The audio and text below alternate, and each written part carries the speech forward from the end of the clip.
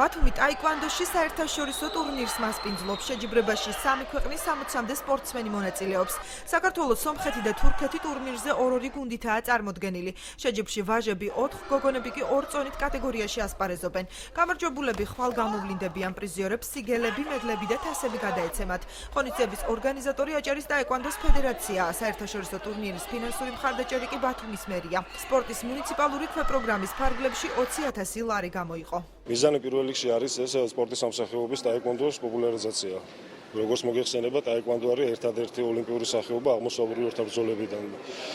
სამწუხაროდ ვერ ჩამოვიდა გარკვეულ მიზეზთა გამო რამდენიმე გუნდი, რომელსაც ველოდებოდით, მაგრამ ვინც მიიღებს ამ ტურნირში მონაწილეობას, ეს არის 2 გუნდი სომხეთიდან, 2 გუნდი არის თურქეთიდან, საკმაოდ ძლიერი სპორტსმენები წარმოადგენელი. ასეთი სახის ტურნირები ხელს უწყობს სპორტსმენთა ზრდას, მათი სპორტული